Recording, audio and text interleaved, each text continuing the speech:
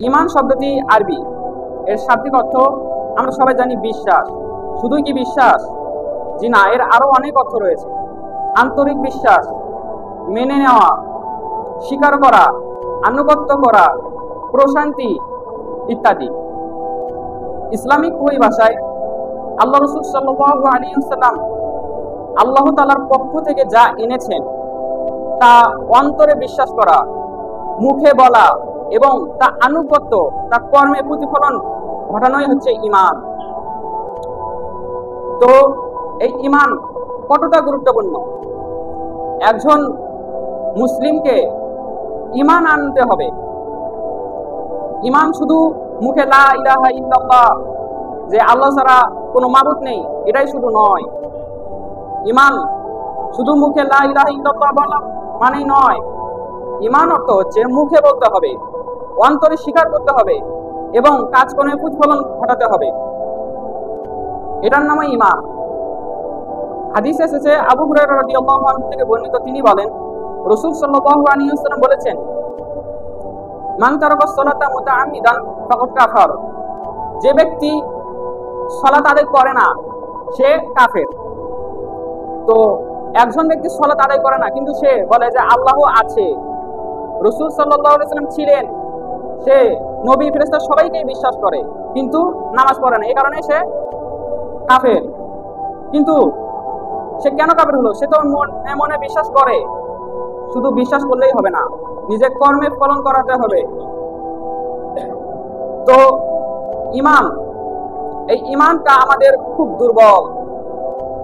হাদিসে এসেছে, আল্লাহ রাসূল সাল্লাল্লাহু আলাইহি ওয়াসাল্লাম বলেছেন, এমন একটি যুগ আসবে, সেই যুগে মানুষের ঈমান নিয়ে বেঁচে থাকা এতটাই কঠিন হবে, হাতের উপর কেউ যদি হাতের উপর আগুন রেখে দেয়, আগুন কি রাখা যাবে?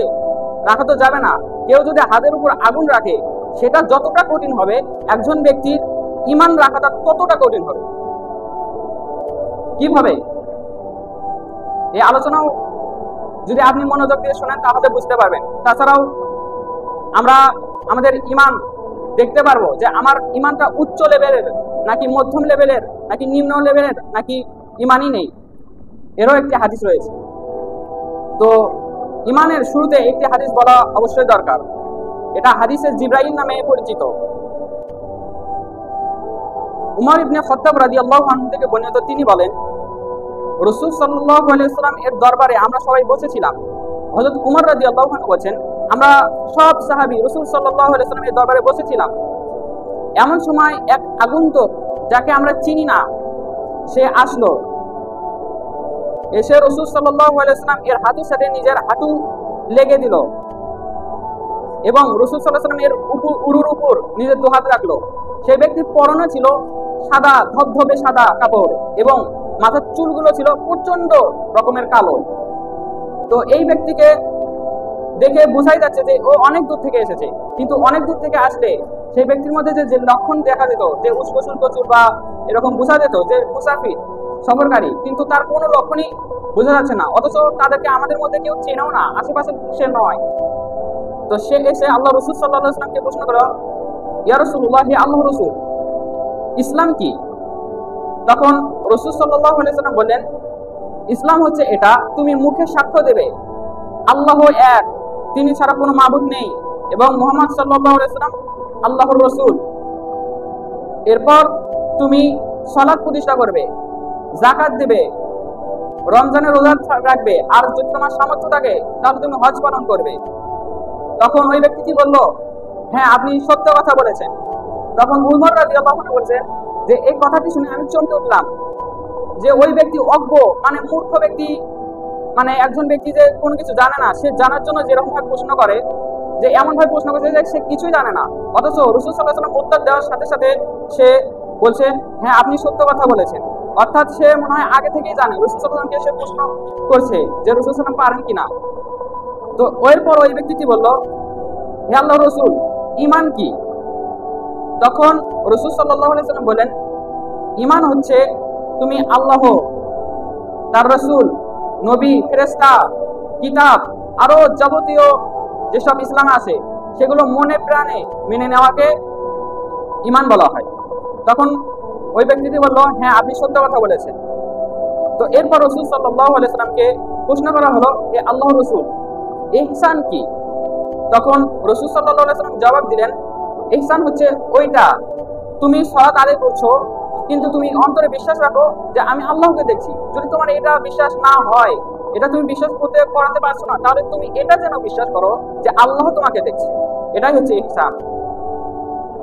আর এই ইহসান আমাদের মধ্যে থাকতে হবে। আপনি যে কাজই করুন না কেন, যদি আপনার মধ্যে ইহসান থাকে, তাহলে আপনার দ্বারা কোনো পাপ সম্ভব হবে না।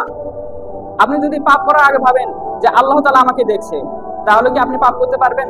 পারবেন না। এই কারণে ইহসানটা গুরুত্বপূর্ণ। এরপর ওই ব্যক্তিটি বলল, হে আল্লাহ রাসূল, কিয়ামত কতটা নিকটে?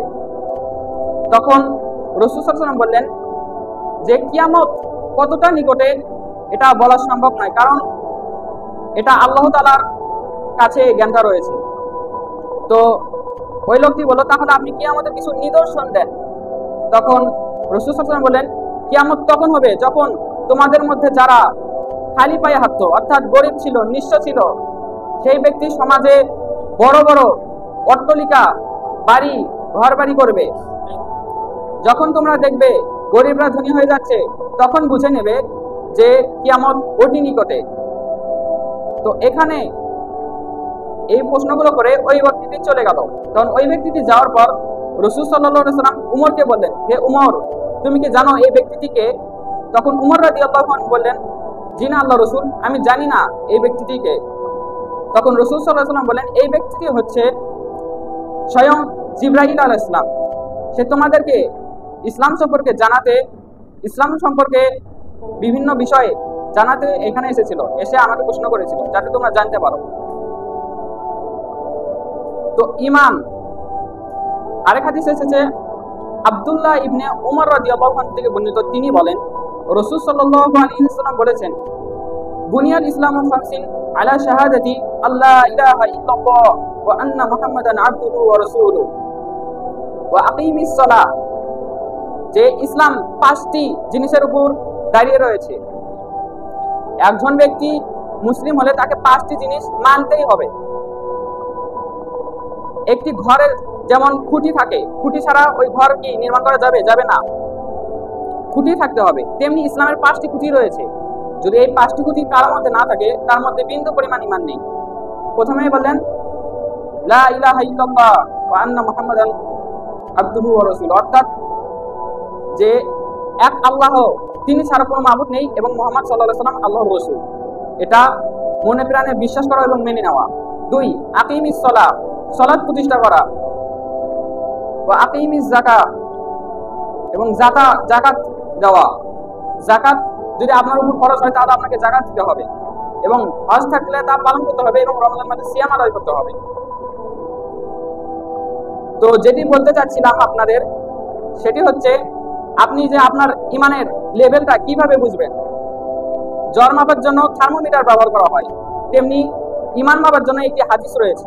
এই হাদিস আপনি পড়লে বুঝতে পারবেন আপনার ইমানটা কোথায় রয়েছে, উচ্চ লেভেল নাকি মধ্যম লেভেল নাকি নিম্ন লেভেল। ইবনু মাসউদ রাদিয়াল্লাহু আনহু থেকে বর্ণিত, তিনি বলেন,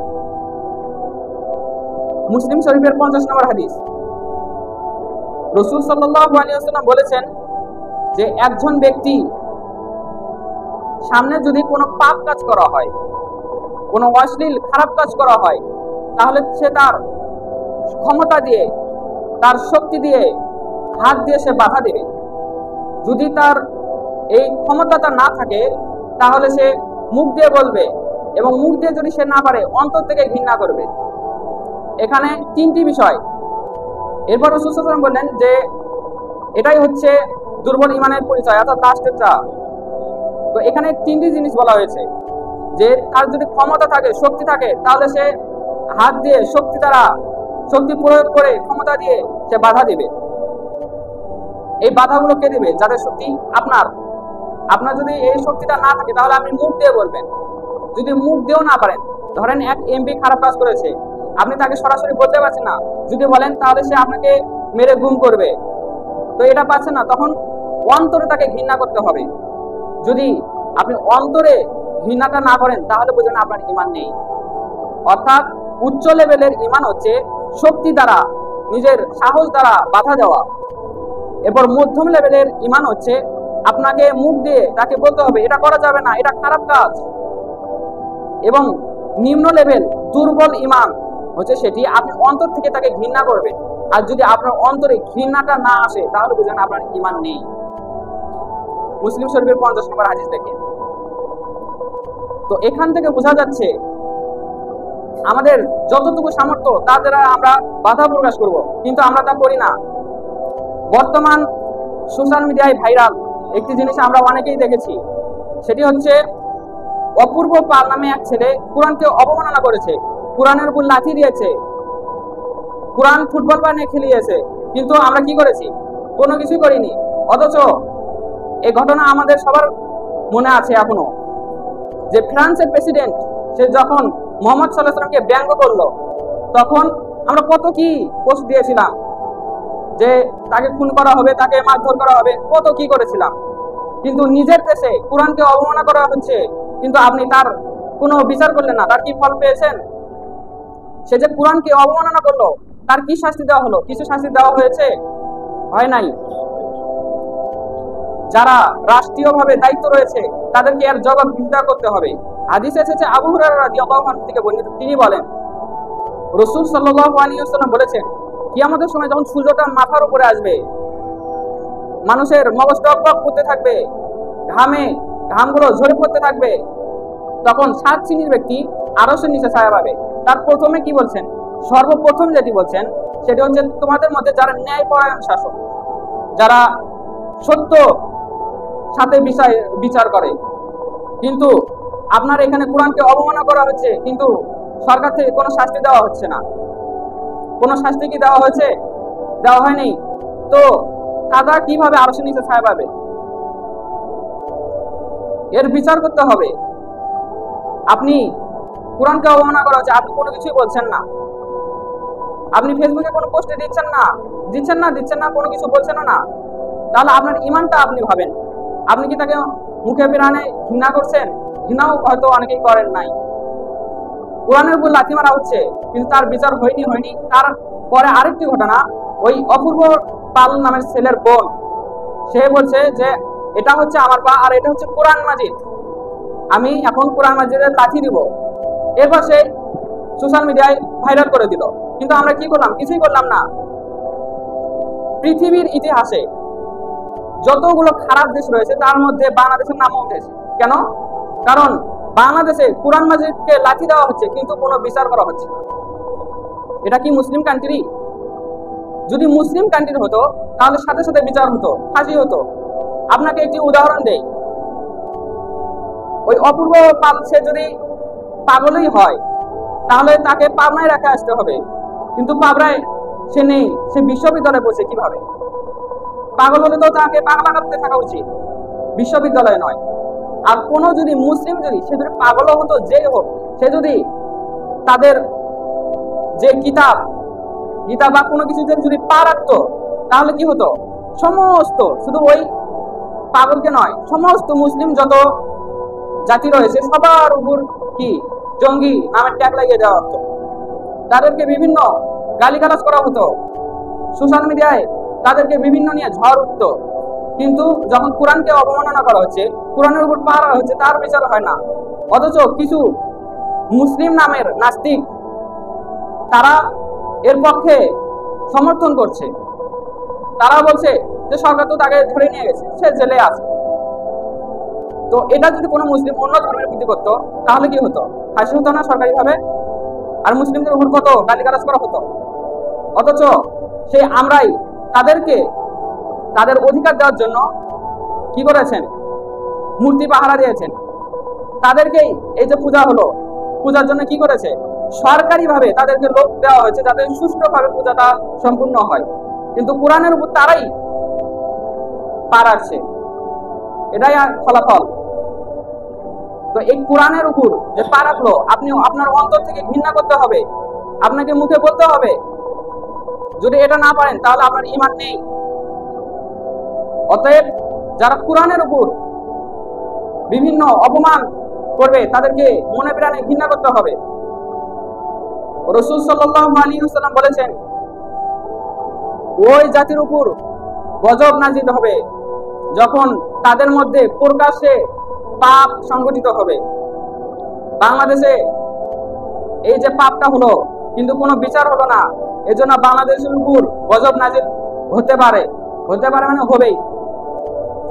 রাসূল সাল্লাল্লাহু আলাইহি ওয়াসাল্লাম বলেছেন, যখন কোনো গ্রামে বা শহরে কোনো পাপ কাজ করা হবে প্রকাশ্যে কিন্তু তার শাস্তি দেওয়া হবে না, তখন ওই জায়গার যত মানুষ রয়েছে তাদের উপর গজব নাজিল হবে। এবং ওই জায়গার কেউ যদি এই পাপ কাজ বাধা না দেয় তাহলে এর পাপ সমস্ত ওই মানুষের উপর পড়বে। অর্থাৎ আপনার এখানে পাপ করা হয়েছে কিন্তু আপনাদের মধ্যে কেউ কোনো বাধা দিল না, এজন্য যত মানুষ রয়েছে ওই এলাকায় সবার উপর পাপ দেওয়া হবে, সবাইকে একই পাপে মানে একই পাপে তাদেরকে গণ্য করা হবে। এরপর রাসূল সাল্লাল্লাহু আলাইহি ওয়াসাল্লাম আরেকটি হাদিস বলেছেন, নুমান ইবনে বাশির রাদিয়াল্লাহু আনহু থেকে বর্ণিত, তিনি বলেন, রাসূল সাল্লাল্লাহু আলাইহি ওয়াসাল্লাম বলেছেন, সমুদ্রের মাঝে একটি দোতলা জাহাজ, ওই জাহাজে কিছু লোক নিচে বসে আছে নিচের তলায় আর কিছু লোক উপরের তলায়। তো পানি আছে উপরের তলায় মানে খাওয়ার পানি, তো নিচের তলার মানুষগণ উপরে যায় পানি খেতে। এ কারণে উপরের লোকগুলো বিরক্ত হয়, রাগান্বিত হয়, তারা বলে তোমরা বারবার আসো, আমাদের বিরক্ত হয়। তো নিচের একটি লোক সে কুঠার দ্বারা নিচের তলা ফুটো করছে, তখন উপরের লোকগুলো দেখে বলছে তুমি কেন ফুটো করছো? তখন সে বললো আমরা যখন উপরে পানি খেতে যাই তখন তোমরা বিরক্ত হও, রাগান্বিত হও, এ কারণে নিচে ফুটো করছি, তাহলে পানি বের হবে, আমরা খাবো। তখন রাসূল সাল্লাল্লাহু আলাইহি ওয়াসাল্লাম বললেন, যদি উপরের লোকগুলো তারা যদি নিচের লোকদের বাধা না দেয় তাহলে শুধু নিচের লোক নাই, ওই উপরের লোক সহ পুরো জাহাজটাই ধ্বংস হয়ে যাবে, পুরো জাহাজটাই ডুবে যাবে, সব মানুষ মরে যাবে। আর যদি তারা বাধা দেয় তাহলেই তারা বাঁচতে পারবে। তেমনি কোনো জাতির মধ্যে যদি পাপ করা হয় কিন্তু বাধা যদি দেওয়া না হয় তাহলে তেমনি ভাবে ওই সমস্ত জাতির উপর গজব নাজিল করা হবে, ওই সমস্ত জাতিকে ওই একইভাবে গণ্য করা হবে। এছাড়াও হাদিসে এসেছে, আল্লাহ রাসূল সাল্লাল্লাহু আলাইহি ওয়াসাল্লাম একবার বললেন, যখন একটি গ্রামে প্রকাশ্যে পাপ করা হলো কিন্তু কেউ বাধা দিল না, তখন ওই জাতির উপর গজব নাজিল হবে। তখন সাহাবীরা বলল, হে আল্লাহর রাসূল, ওই গ্রামের মধ্যে তো বড় আলেমও থাকতে পারে, ওই গ্রামের মধ্যে তো ভালো মানুষও থাকতে পারে, নেককার ইমানদার ব্যক্তিও থাকতে পারে, তাহলে তাকেও কি ওই গজবের মধ্যে নিক্ষেপ করা হবে? তখন রাসূল সাল্লাল্লাহু আলাইহি ওয়াসাল্লাম বলেন, হ্যাঁ, কারণ সে জানে ঠিকই কিন্তু সে বলে নাই। সে কেন বাধা দেয় নাই? সে তো বাধা দিতে পারত কিন্তু সে দেয় নাই, এ কারণে সে ওই পাপের মধ্যে লিপ্ত হবে। অতএব আপনি যে কাজ করেন না কেন আপনাকে ঈমানটা ঠিক রাখতে হবে। ঈমান শুধু মুখে লা ইলাহা ইল্লাল্লাহ নয়, মনে বিশ্বাস করা, মুখে স্বীকার করা এবং কর্মে প্রতিফলন ঘটানোর নামই হচ্ছে ঈমান। আপনি আরেকটি হাদিস বলি, রাসূল সাল্লাল্লাহু আলাইহি ওয়াসাল্লাম বলেছেন, কোন ব্যক্তি যদি ব্যভিচার করে তাহলে সে ঈমানদার থাকে না, সে মুসলিম থাকে না। ঈমান না থাকা মানে মুসলিম থাকা নয়।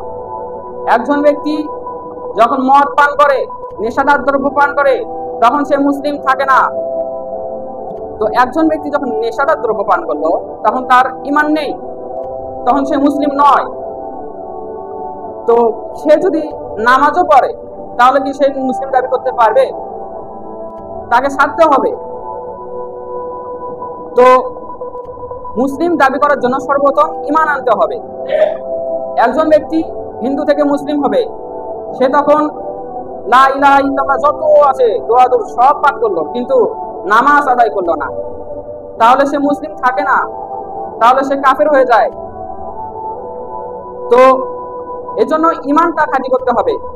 আরেক হাদিসে এসেছে, রাসূল সাল্লাল্লাহু আলাইহি ওয়াসাল্লাম বলেছেন, ঈমানের 70টির অধিক শাখা প্রশাখা রয়েছে।